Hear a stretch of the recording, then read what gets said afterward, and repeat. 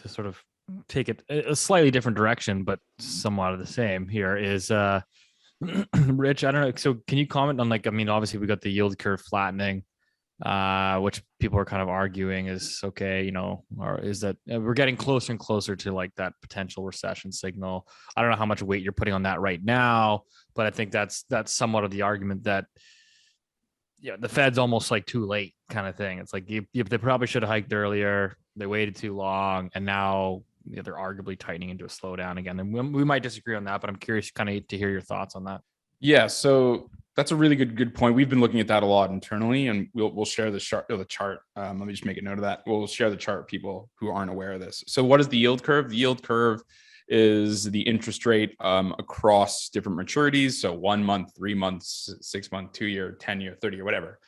And there's been a lot of research, a lot of it produced by some of the very, very smart people who work at the Federal Reserve and strategists and investors over the years. And they posit that an inversion of the yield curve tends to signal or lead or predict a recession between 6 to 18 months. Now, that number will vary depending on who does the research, but more or less, when the yield curve inverts, you sort of inevitably get a recession. Now, people have argued that this has always worked. There are some people, probably a minority of them, who say it doesn't.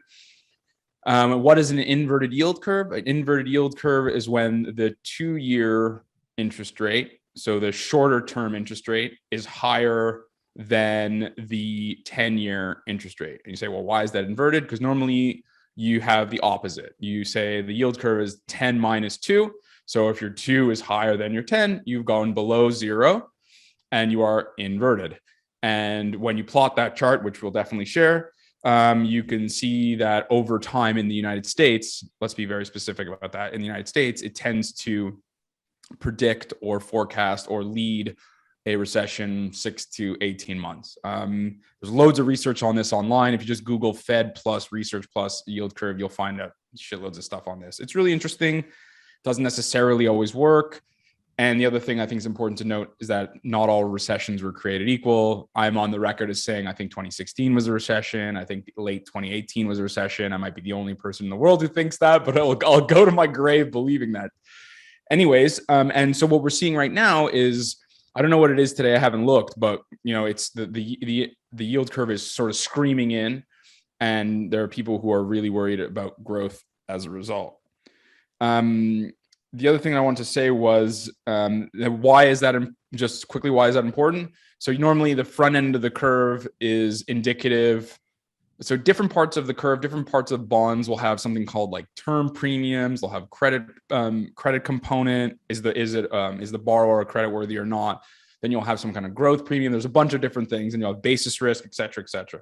And so in general, and Keith will definitely correct me when I screw this up, the longer end of the curve has some kind of inflation component and a growth component, as well as some kind of term premium, et cetera. And then the front end of the curve, let's just say in simple terms, is very much tied to the interest rate expectations. And so the reason the yield curve is inverting is because the market is basically does not buy the growth story, e.g. the far end of the curve is staying anchored, and the front end of the curve keeps creeping up and creeping up and creeping up. Ergo, you get an inversion. I think I nailed that. I think that's a really good explanation. I'll give you the explanation I would give to my mom. What's that? To Willis, the dog.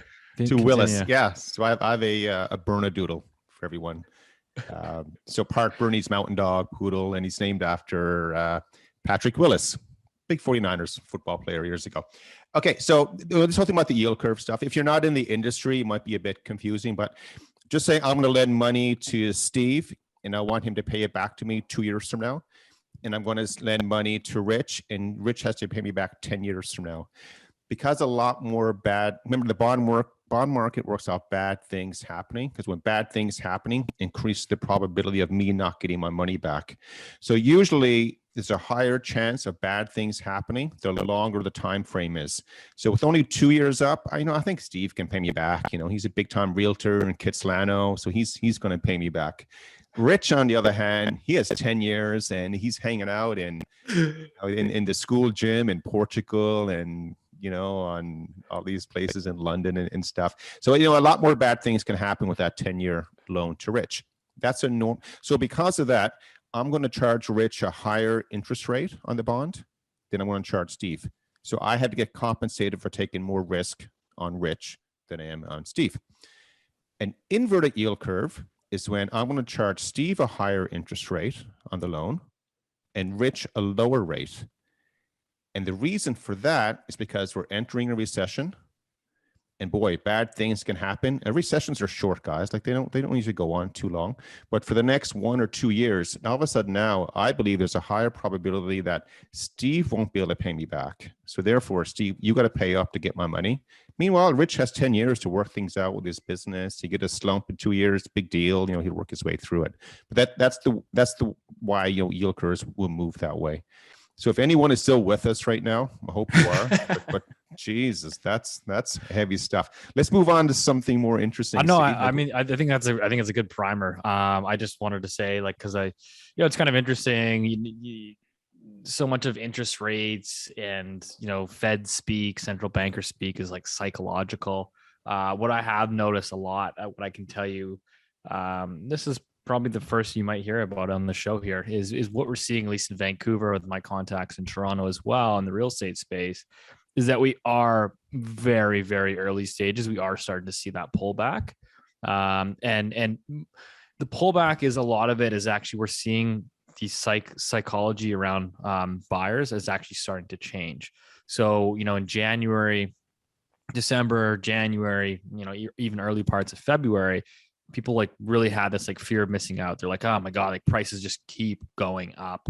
I got to get in. And they're bidding up these prices to this kind of blow off top. And now over the last week and a half, we keep hearing more and more stories, houses that would set a day to collect all the offers. And, normally we get 5, 6, 7, 8 offers. Some of them are going no offers. And so it's very early and we're starting to see that. And some of that is a lot around a shift around again, buyer psychology, which is,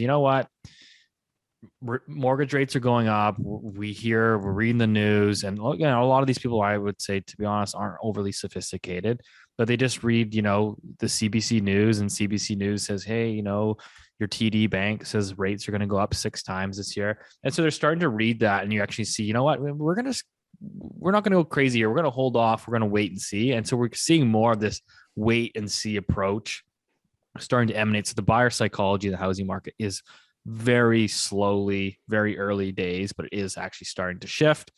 And long story short is I think that is important because, particularly in Canada here, real estate basically drives the entire economy.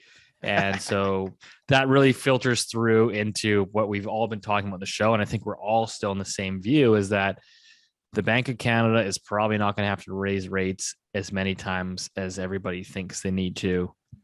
Because I think a lot of this is going to take care of itself. So that's all I got.